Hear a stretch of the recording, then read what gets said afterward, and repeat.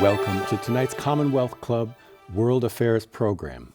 My name is Dylan Penningroth, Professor of Law and History at the University of California at Berkeley, and I'm your moderator this evening. If you have any questions for Howard French, please submit them through the chat on YouTube. I want to take just a moment to introduce our speaker. This is Howard French. He's a professor of journalism at Columbia University. He's the former New York Times correspondent, bureau chief for Central America and the Caribbean, also West and Central Africa, Japan and the Koreas, and China.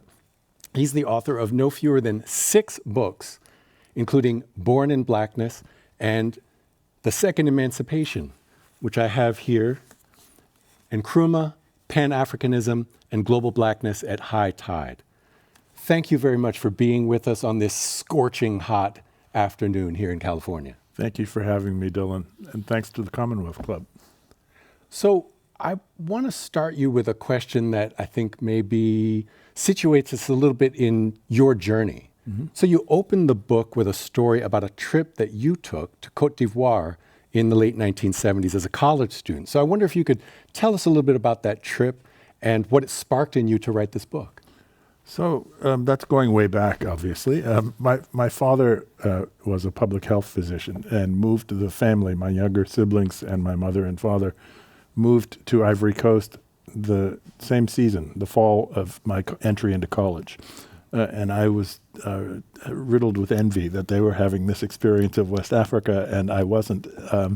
And so naturally I began to visit them during college vacations, winter break, summer vacation. And my father's work in West Africa was regionally based. He had a big 20-country project of primary health care services and training in West Africa. And in the year of this trip, he was making a regional tour, driving around himself with a driver and a small team of people in Land Rovers. And we drove to Accra through Upper Volta, as it was called then. It's now Burkina Faso. And so that was my sort of introduction to Africa over land. And I thought I would go to law school after college, and I moved to Ivory Coast to have a kind of year of abroad, and all sorts of things happened. The experience of Africa kind of took hold of my life, and I never went to law school. I became a journalist and then eventually wrote books. Wonderful. And how did this spark an interest, or how did your interest in Kwame Nkrumah specifically begin? Well, I studied African politics and history in college. Okay. And I'm old enough so that in the era when I was in college, Kwame Nkrumah was not ancient history by any means. We're talking about the late 70s. Kwame Nkrumah had been out of power for, just 75, only 9 years. And so I began to visit Ghana, not just that first trip, but on my own with friends, exiles in effect, or emigres from Ghana living in Ivory Coast, who I became friends with. And Ghana in that era was flat on its back, economically speaking. It was really in terrible shape. And I just became intrigued by the kind of, the Nkrumah story I already knew from my student days was fascinating and rich and grand. And I'm coming to Ghana, and the country is just totally exhausted and miserably poor. And so I was naturally curious. How did things come to pass? How had things gone downhill so far, so fast in such a short period of time? So there's this contrast between what you're actually seeing and experiencing on this trip and what you knew of from your studies and from maybe growing up. I should say that, when I was growing up, I heard his name probably at church, mm-hmm. And I certainly heard his name at home, but I didn't hear about him in school until I got to college. Mm-hmm. He's incredibly famous in Africa, yes, as you show in the book, but not many people in the United States know really who Kwame Nkrumah was. So maybe I could just ask you that. Who was Nkrumah? Well, I think I have to say something else before I answer that question, and I must answer that question. But one of the things that was most fascinating to me in the research of this book, and in fact one of the reasons I wanted to write the book, is because when I first began to scratch around on this topic, I discovered a totally different reality from the one you just described. In the 1950s and 1960s, African Americans knew a lot about Kwame Nkrumah. African Americans were deeply connected and energized. Their imaginations were fired by the experience of Ghana and more broadly of African independence.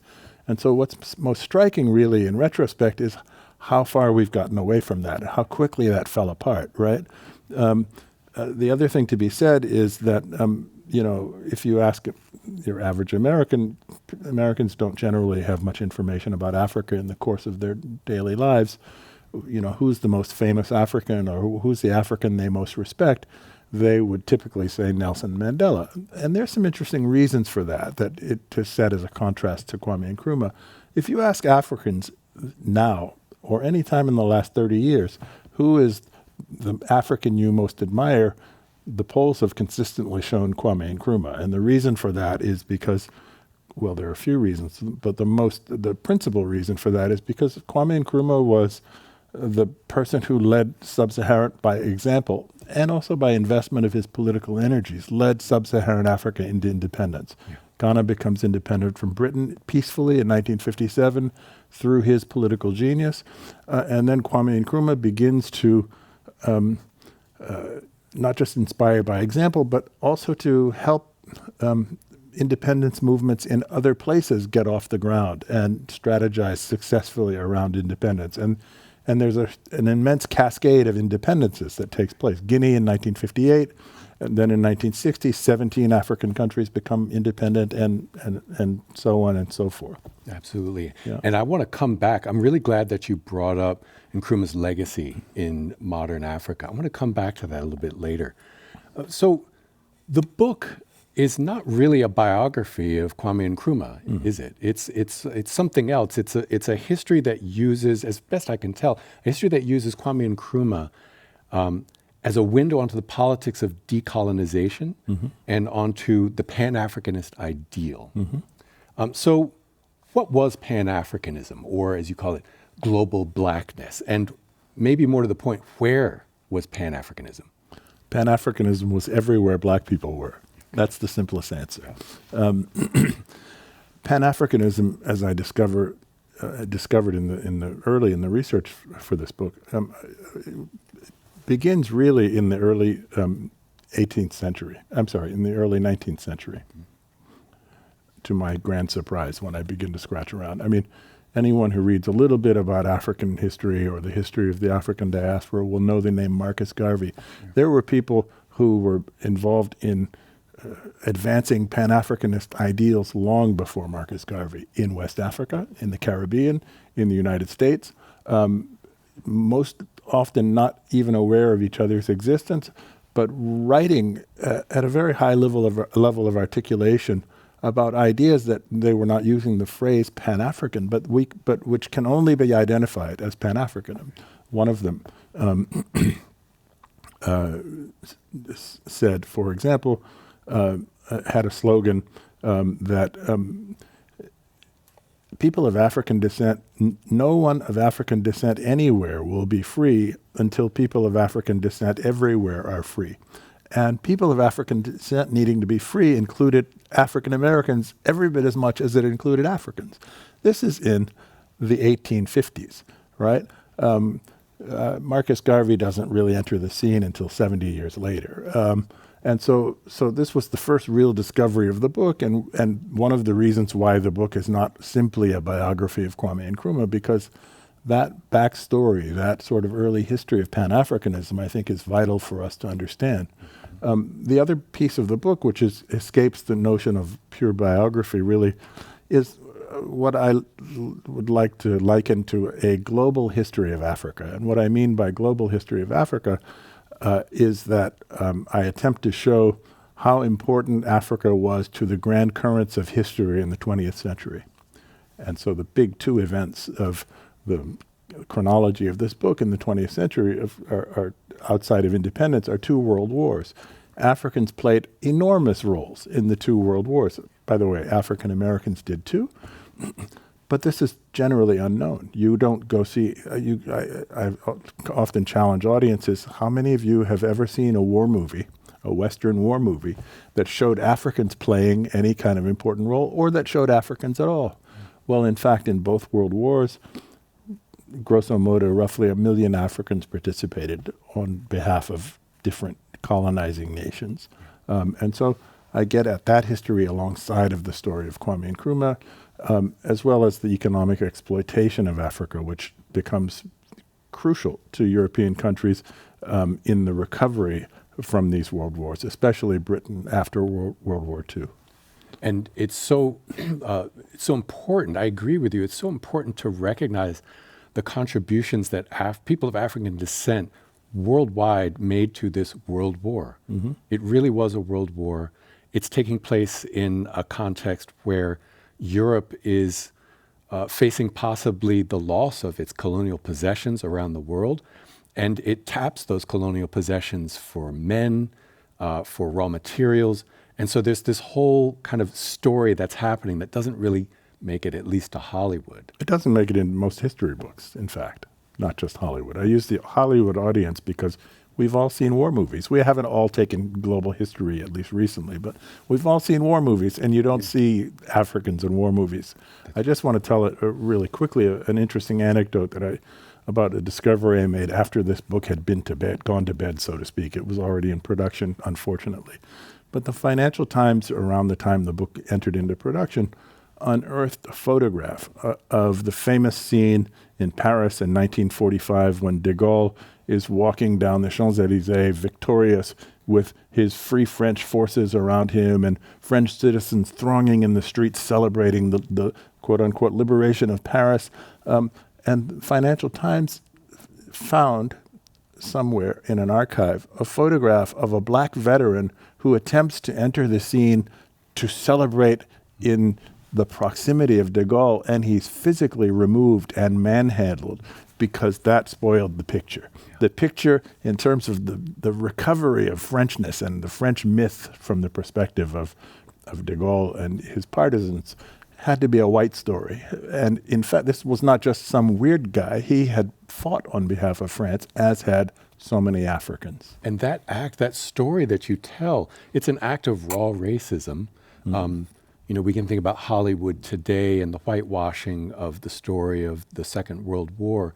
But your anecdote, reminds us that this kind of whitewashing is happening even in that moment. And so I wonder if you could talk a little bit about the ways in which the story that you tell, which is both local and regional and global, the way that Nkrumah's Pan-Africanist ideas take shape in a context that is informed very, very deeply by white supremacy, the idea that white people are a distinct race and which are always and everywhere superior to black people, and how those experiences that Nkrumah has inform the ways that he thinks about global blackness. Indeed. A way into this topic for me that I like to use in these sorts of conversations is about Nkrumah's discovery of his own blackness. Now, this is going to sound strange. Right. How could a guy from the Gold Coast, now Ghana, who is not in the superficial sense of the term of mixed race, how could he have somehow discovered he was black? He was born black, right? That's what you would normally imagine, right? This discovery of his blackness, as I put it, happens under very specific circumstances. So Nkrumah's born in a remote southwestern corner of Ghana, a colony that was extremely lucrative for the British, but into which the British poured almost no resources, didn't create a school system, built very few roads. They're just extracting. It's a shoestring budget. It's a shoestring budget, pure, raw, crude extraction. And Nkrumah, by dint of remarkable coincidences and circumstance, starting with his mother, who was a junior wife of in a polygamous household, he was her only son. She somehow convinced his father to send her son to school, the only child in this multi-mother brood, right? And he gradually makes his way to Accra, just as which is the capital, the big city, the capital of the Gold Coast, just as a recently named progressive, relatively speaking, British governor had just taken office in Accra, the capital, and had decided finally, after decades of colonial rule, to open the first high school that the British funded in the entire colony. They called it a college, Achimota College. It's really a fancy high school, a boarding school. Nkrumah enters the first class of that boarding school. Anyway, to accelerate the story, he has these mentors.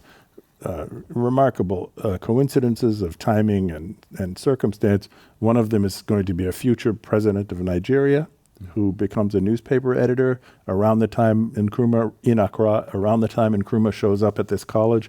The other one, a black Ghanaian headmaster at this school, the only black professor in the school at the time.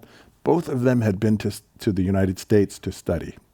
The headmaster to Columbia University, the newspaper editor, a guy named Nnamdi Azikiwe, future president of Nigeria, to Lincoln University in Pennsylvania, historically black university in Pennsylvania. They both said to this gifted and promising young man, Kwame Nkrumah, don't go to Britain to study, go to the United States to Which study. would have been the logical choice. Which would have been Go to Britain. for the handful of Ghanaians who got to go outside of the country under any circumstances to study, it was almost always to Britain, right? So here's the discovery of blackness. Kwame Nkrumah somehow gets, they write letters of recommendation for him to Lincoln. He gets admitted to Lincoln. He doesn't have the funds actually to pay for it. He goes to Britain by ship to get a visa to the United States, crosses the Atlantic from Britain to New York to go to make his way to Lincoln, and he makes friends with a Dutch guy on board this ship. And the Dutch guy has a kind of quirky interest in African American culture. Kwame Nkrumah had, up until that point, not ever spent, as best I could tell, a moment thinking about African Americans, right? He's on his way to the United States, and Exactly. it's just occurring to him. That's right. And so the Dutch guy said, they land in New York. The Dutch guy says, let's go to Harlem. This didn't mean anything to Nkrumah yet. And so the Dutch, he's kind of in tow. The Dutch guy says, it's Sunday, let's go to see a church service. There's this place called the Abyssinian Baptist Church. And so the Dutch guy and Nkrumah go to Sunday service. Nkrumah had been trained as a Jesuit in Ghana, or trained by Jesuits. He shows up in a famous Black Baptist congregation in New York City with all of the energy and ceremony that entails. And Nkrumah's like this, wow, there's this thing called blackness for the first time. Being black in Ghana is like being a fish in water, right? Being black in New York, in that era especially, we're talking 1935, is a whole different valence. And so he spends a week in New York City. Every street corner has speakers, on soapboxes talking about politics and about liberation and about struggle for rights and for economic freedoms and black nationalism and things like this. And I like to say this is the beginning. This is the second birth, really, of Kwame Nkrumah, the birth of a person who has now begun to be able to think globally about what it means to be a black person in the world of that time. It's a fascinating story. And there's an element of it that I want to come back to that has to do with changing perspective from looking inward and looking outward. But we'll come back to that in a minute. I want to sort of pull back for a moment and just think about the big picture framing or choices of big picture framings that one can make when writing a big history like this. So you mentioned earlier that decolonization in Africa happens effectively almost overnight. It happens roughly, most of them become independent between 1957 and 1965. And it happens at almost at the exact same moment as the U.S. Civil Rights Movement. Why do you think that these two phenomena happened at this particular moment? Not just at the same time, but when they did, in the post-World War II years? Well, you've put your finger on the reason. World War II is the reason. So I know you have studied and written extensively about the history of the Civil Rights Movement. I suspect you'll agree with me when I say that, we tend to think of the Civil Rights Movement, when we don't think too carefully about it, as having been a thing born in the 1950s in the United States.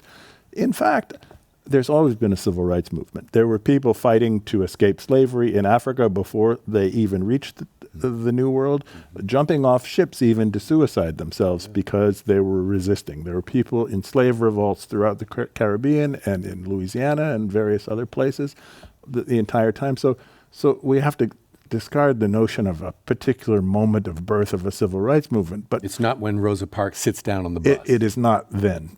But there is a proximate moment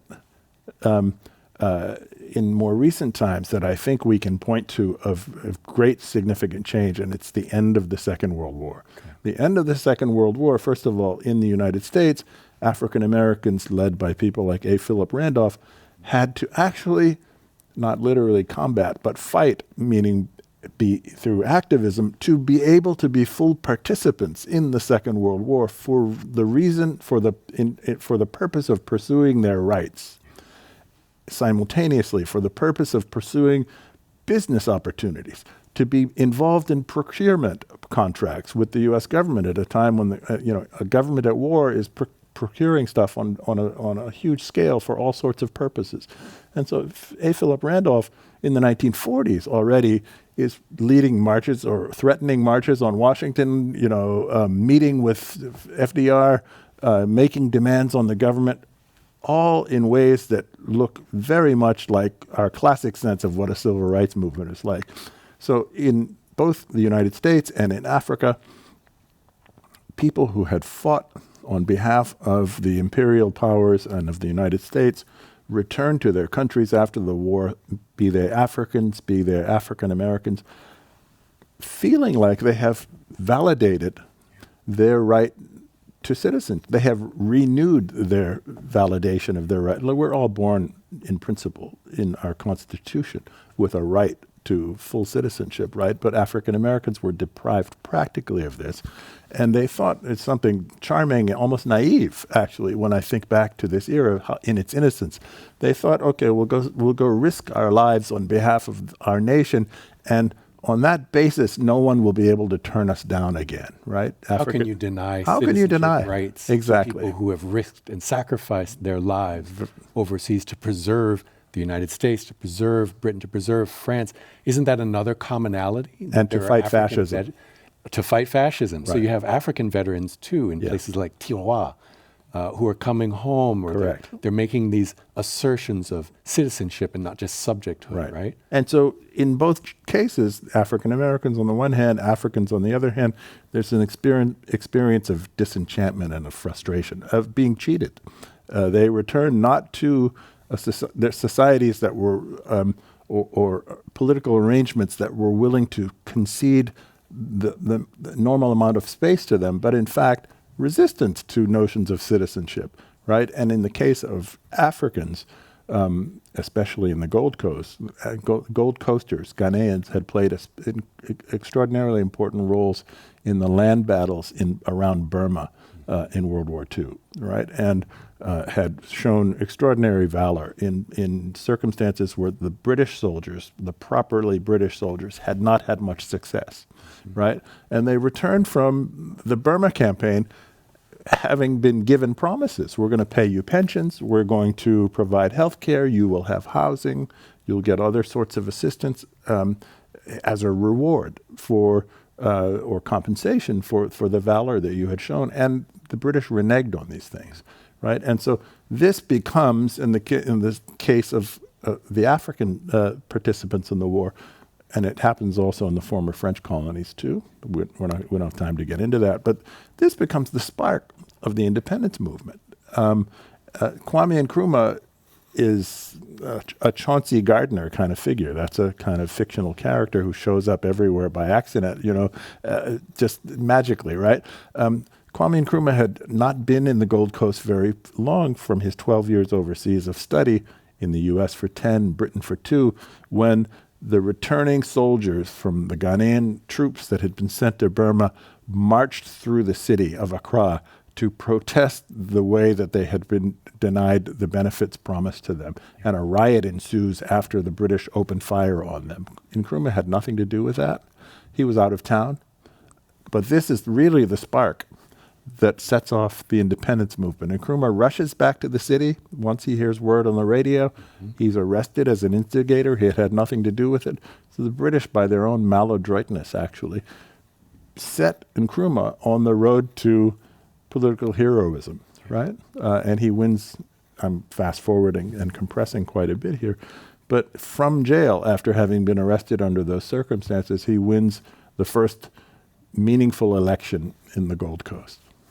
So there's increasing demands that colonial states and the United States are making on people of African descent, right? They're calling African Americans to war. They're drafting them.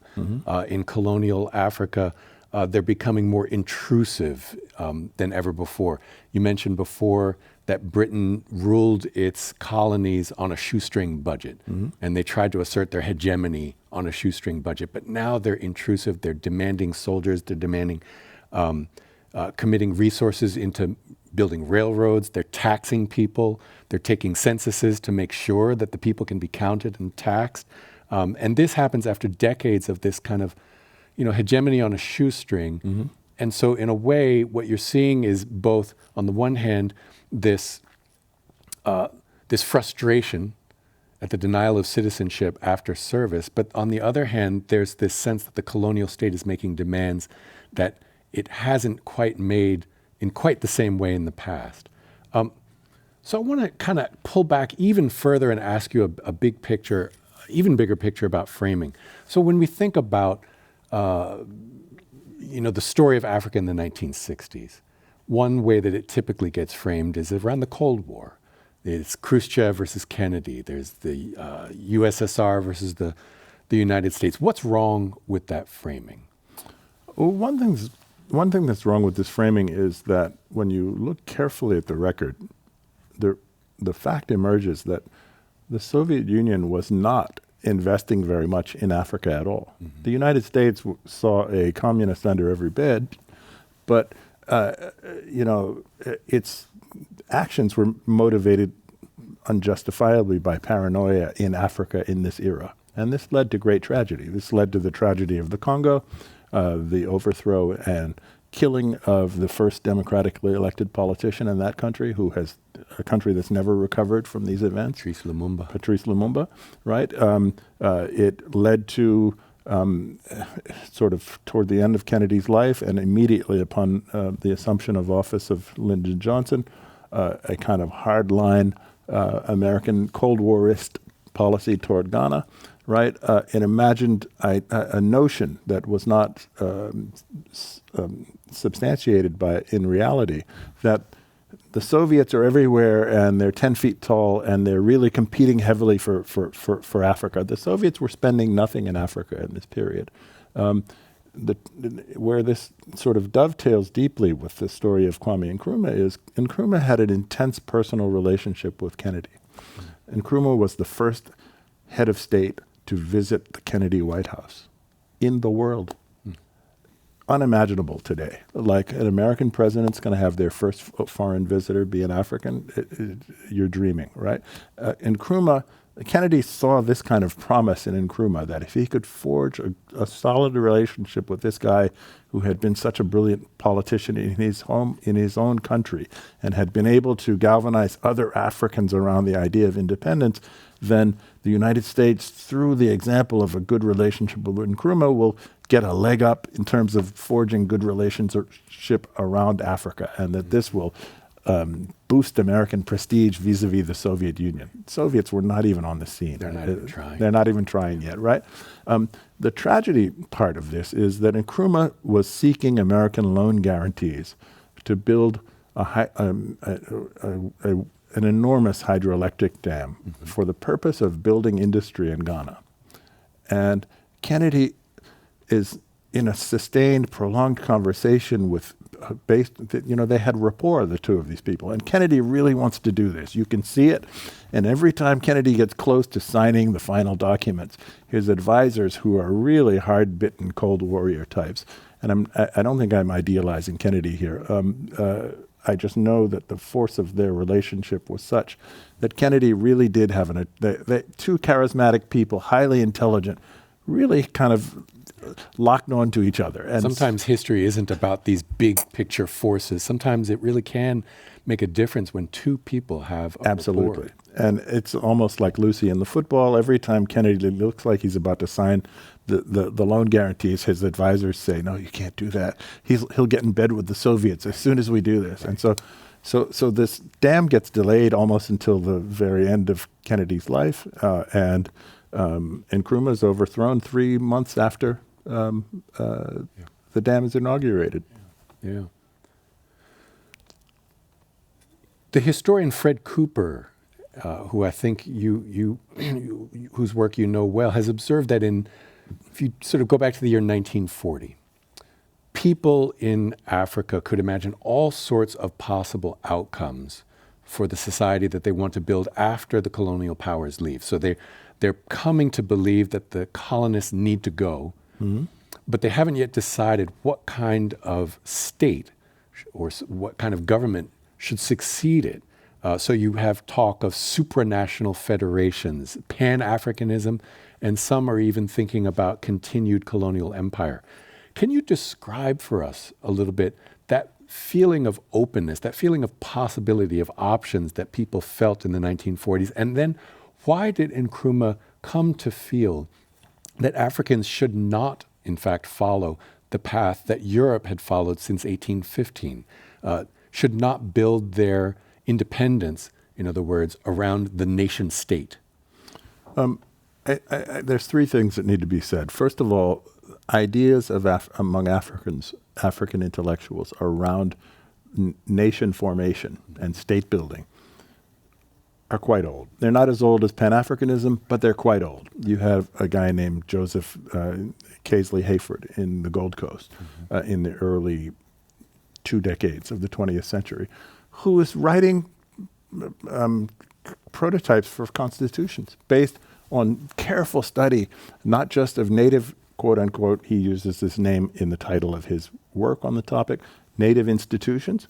Africans had been governing themselves for a long time. They knew how to govern themselves. Dafwa writes a similar sort of book. Absolutely. Right? There's this movement to kind of codify among these elite lawyers who come to lead Ghana. And Casely Hayford, so he's studying native institutions, he's studying the Meiji Restoration in Japan, he's studying European constitutions, and he formulates some kind of amalgam of all of these ideas. So this whole notion of what kind of state do we build, it has a long tradition, dates many decades before independence. Second thing to be said is, at a broader level, so Casely Hayford and Dankwa are two of the premier sort of intellectuals of their times in the Gold Coast, and other colonies had very small elites with similarly gifted intellectuals, right? But at a broader, more popular level, no African colony was prepared in any way by the colonizer for anything like a national political life. Yeah. Everything was working in the opposite direction.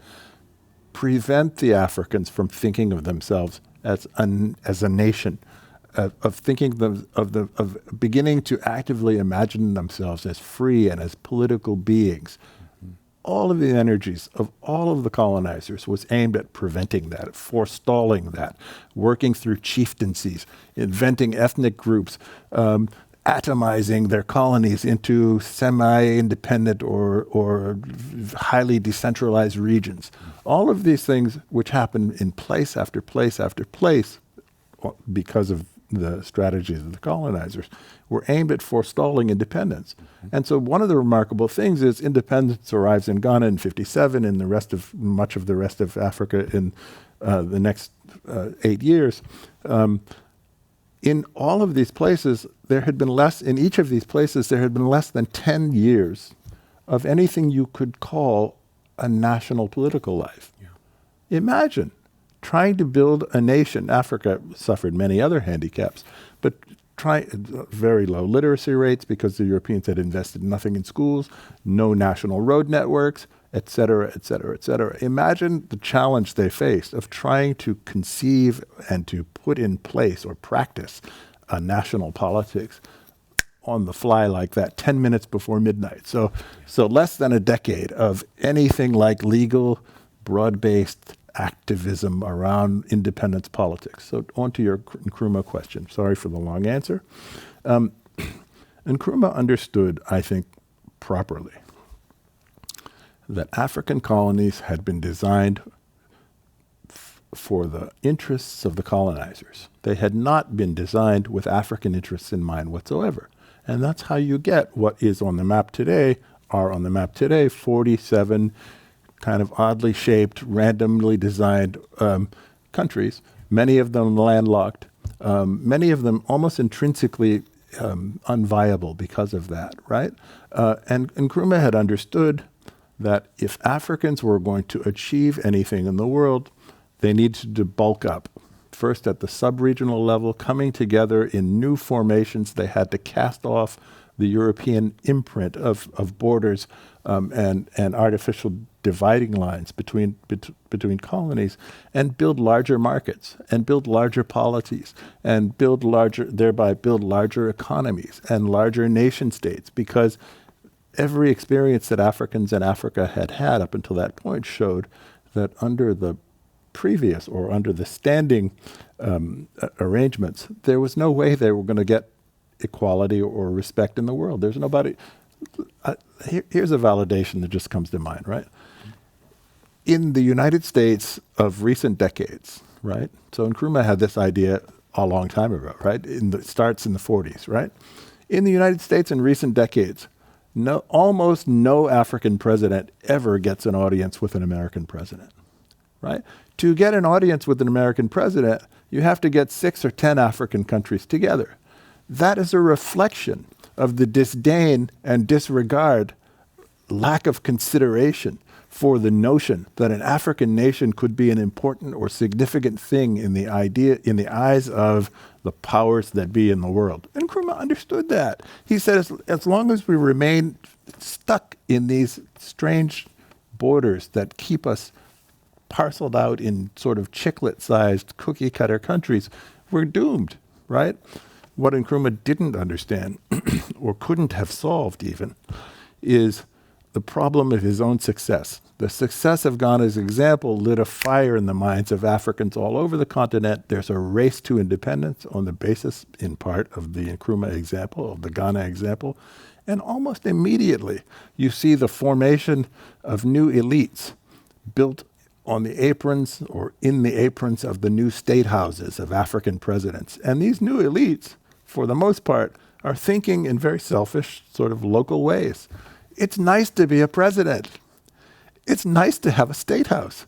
It's nice to be driven around in a limousine with a whole cortege of cars behind you, and to be treated as a dignitary when you arrive overseas, and to be able to dip into the treasury if you're that kind of leader, or to be able to, hire people on the basis of patronage or ethnic identity or whatnot. And Nkrumah didn't, and I don't blame him for this. He had no solution for that. And so these new countries are born kind of in a cascade, as I said earlier, and they gelled in ways that have never proven undoable ever since.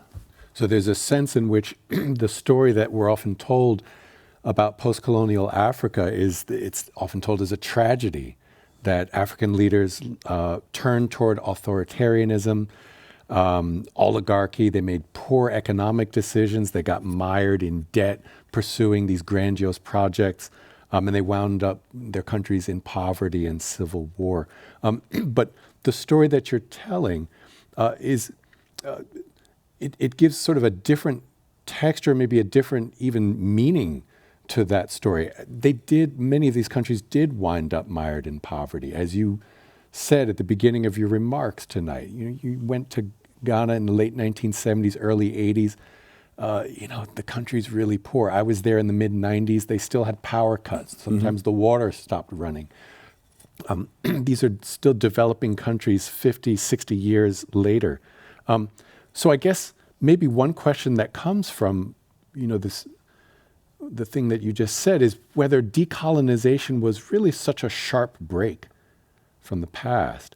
If African leaders are exhibiting the kind of behaviors that you mentioned just now, one starts to wonder, what did modern African states inherit from the British, the French, the Portuguese, in terms of structure or patterns of leadership or anything else? And this is precisely the right question. So it's possible, I didn't hear your question this way, but it's possible to ask a question like, what's wrong with the Africans? Like, they were given governments. Yeah. We let them They had free. everything. You know, Yeah. we wrote constitutions for them. We had consultants from the West. Here's why that's wrong. Colonization, as I said, was in no way a preparation for self-rule. It's resource extraction. It's resource extraction, but beyond that, it was an active effort until the last moment. In case by case, it consisted of an active effort to forestall the development of national politics, even of the emergence of national identities. Yeah. How do you build a nation if you don't have national identities? And so the question that comes from a place of why are Africans still poor, or why are Africans still so often autocratic, is mistaken in its premises, because it assumes that colonial rule was somehow better than that. Colonial rule was the coarsest form of autocracy. Yes. Much worse. These governors general, they are autocrats. Much They can worse put people in than jail any with no African trial. autocrat. Yeah. What is it with these big men who rule African countries and they have personality cults? By the way, I'm not defending autocracy or personality cult, but I think we need to be careful about history. What was imperial rule if not personality cults? Britain had Emperor Day that all of its colonies had to celebrate. There were rituals around this. There were stamps with the emperors and money with the emperor's figure on it. Every room, every building, every office had to have a formal portrait of the emperor. Where did these ideas come from? They were not African ideas that kind of, the moment the Europeans split, the Africans started behaving as autocrats.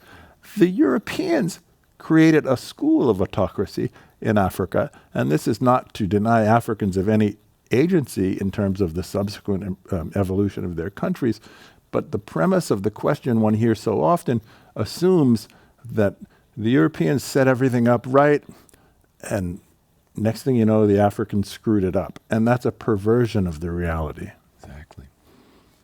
I want to go back to the earlier conversation we were having about Nkrumah's discovery of his blackness. Mm-hmm. So you gave a great example from the book, and I loved this one, of Nkrumah going to Abyssinian Baptist Church. And you give a number of examples in the book. Sometimes you say he feels at home in these spaces. Mm-hmm.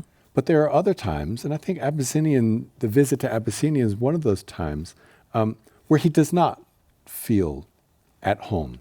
He was embarrassed. He's embarrassed. He feels alienation and shame. He didn't want the white man to see black people behaving this way. Like, this isn't the appropriate. And by this way, I think we can say, people are falling out in the aisles. Yeah. The ushers are catching people because they're being stricken with the Holy Spirit. Correct. And so,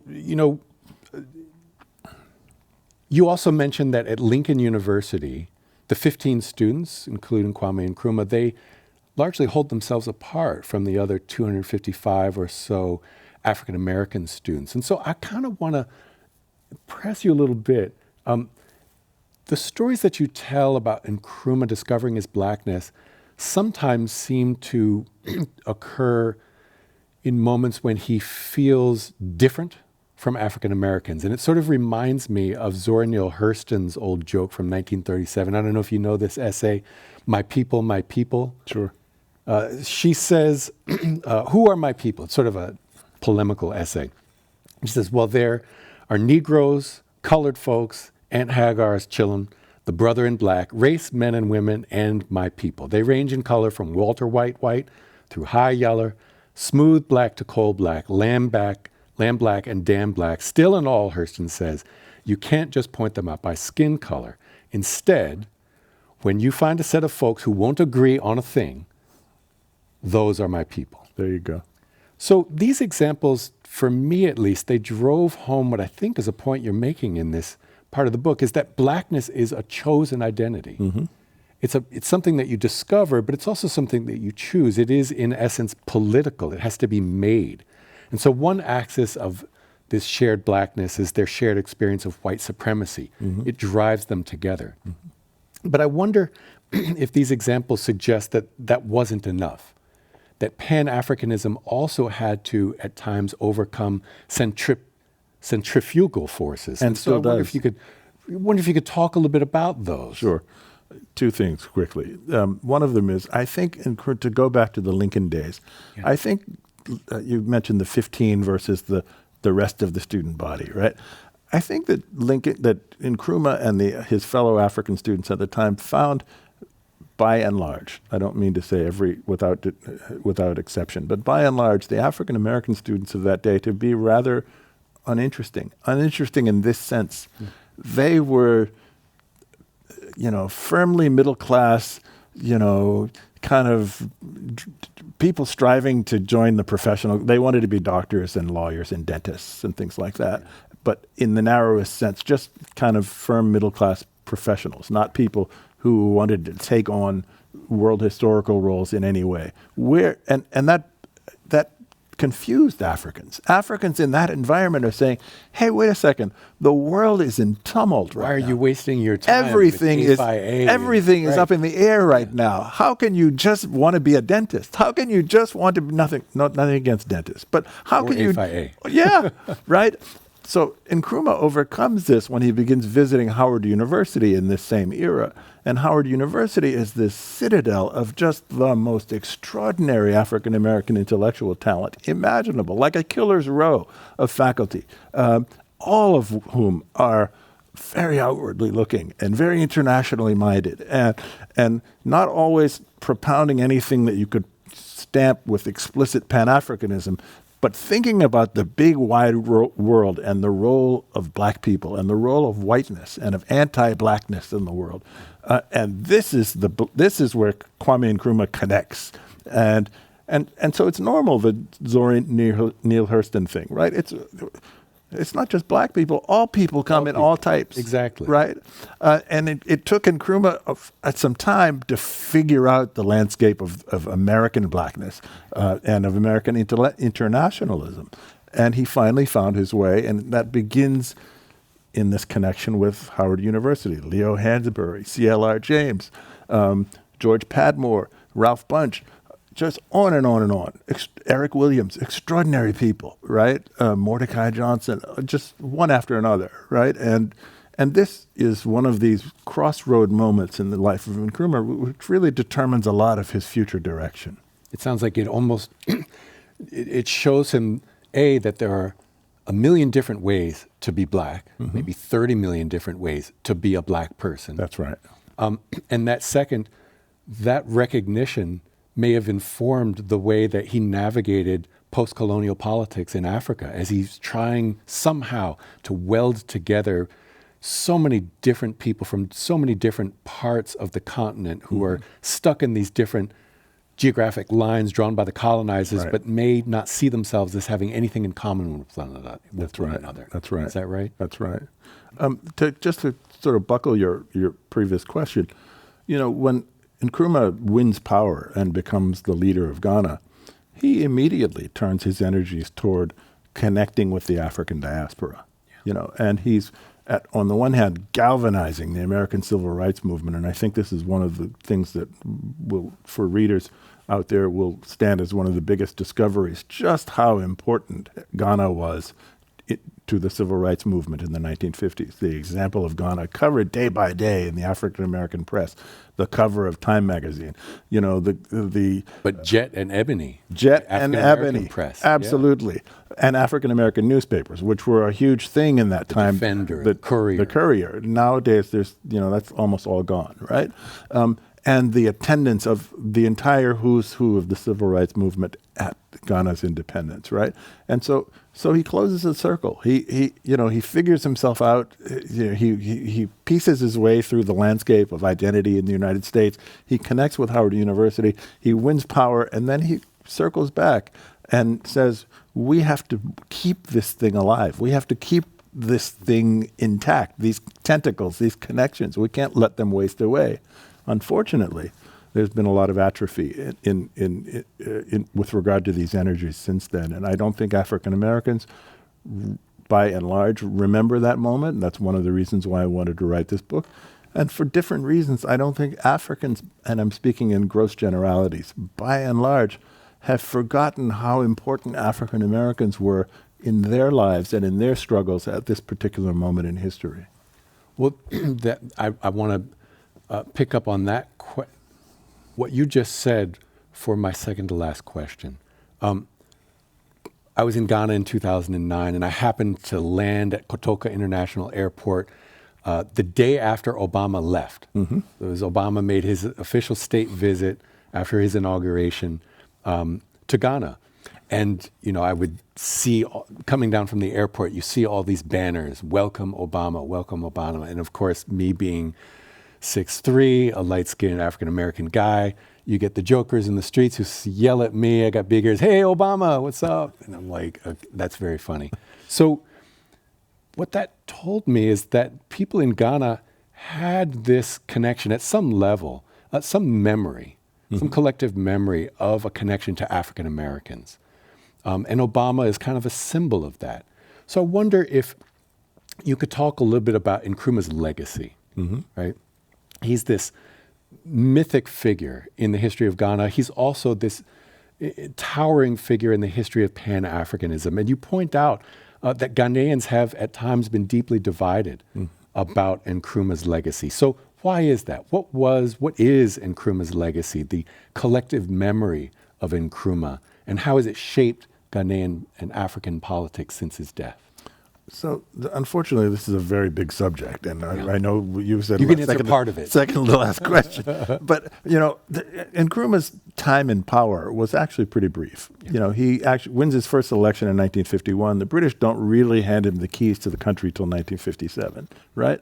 And he's overthrown in 1966, and so his political lifespan and his time in power are two different things, right? And during his time in power, much of that period, and this is not an excuse for his authoritarianism, but it was a factor in his authoritarianism, was marked by separatism in Ghana. There were regions of Ghana that the British, as I said, the colonizers were not setting up their colonies to become nations. There were regions in Ghana, most importantly Ashanti, but not only Ashanti, that were hell-bent on saying, no, we've had a tradition of local self-rule. We used to be in charge. We used to be in charge. Region. We have our own wealth. Why should we submit to some other authority, right? This became very, very ugly from both sides. And Nkrumah saying, no, we're a nation. We're going to get rid of tribe. We're going to have a federal government, and the centripetal forces of these other players, and it's not just the Ashanti, pushing in the opposite direction, right? And it involved assassination attempts. It involved multiple assassination attempts, and it involved, on the part of the government, the jailing of, by subsequent standards in Africa, not enormous numbers of people, but substantial numbers of people, and the death of J.B. Dankwa, the guy you mentioned some time ago, the principal opposition leader, in prison, tragically, right? So for a long time, Ghanaians are complicated. Some currents of Ghanaian opinion have never forgiven, even now, Kwame Nkrumah for that, right? Don't understand the history the way I've just explained the history, right? And that's the way nations are. I think Kwame Nkrumah's achievement can best be measured by three things. The one, Ghanaians speak of themselves principally as Ghanaians now. You've been to Ghana. Yeah. Ashanti don't start out saying, this whole notion of we're just Ashanti, we're not Ghanaians, is by and large gone. Everybody in Ghana is proud to be Ghanaian. There's a palpable sense of nation now. We're going to see with the World Cup if Ghana's there. Absolutely. The Black Stars. Nkrumah was the catalyst for this. That is to his vast credit. There are lots of African countries where you cannot say the same thing, where they're actually falling apart or have broken up, right? The second thing is the feeling around Africa that I cited earlier, supported by opinion polls, that Nkrumah is the most admired African in modern history, right?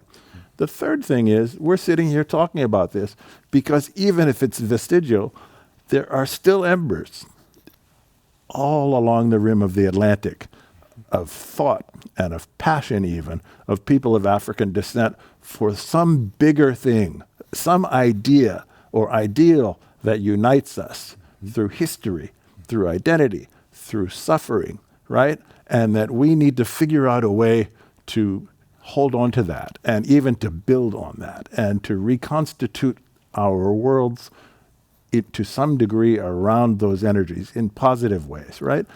Nkrumah is a player, a big central player in all of these things. Yeah. Last question.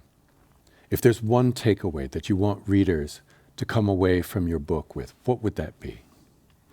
I'm terrible with one thing questions. So am I. I shouldn't have asked you. Yes. 2 minus 1. So I guess the big takeaway is that, this book is the part 2 in a 3-part series of books. And so there will be a 3rd book. The first book was Born in Blackness. And the central idea of Born in Blackness is that Africans birthed the modern era in the world. Africans were central players in the birth of modernity, agents, right there at the heart of modernity. And I'm talking about going back to the year 1000, right? But most particularly beginning around 1500, what we call the age of exploration, right, sometimes. The second book, this book, is about Africans in the 20th century being at the heart of world history, as I said at the outset here today, right? And so this is the idea that animates this entire project, which is going to show, I hope, which is going to convince readers, I hope, that contrary to what daily experience and even fine education often inclines them to believe, Africa is not a marginal place. Africa has never been a marginal place. Africans and people of African descent, we may force ourselves to imagine them as marginal, but that's a false picture. Africans have always been right there at the heart of what's happening in the world and central and forceful players in ways that affect everybody. That's the takeaway. It's a beautiful message. I want to thank you, Howard French, for being here with us tonight and bringing to life this epical history. The book is The Second Emancipation, Nkrumah, Pan-Africanism, and Global Blackness at High Tide. It's out fresh from Norton Liveright Press, and it is available anywhere books are sold. Wonderful. Thank you, Dylan.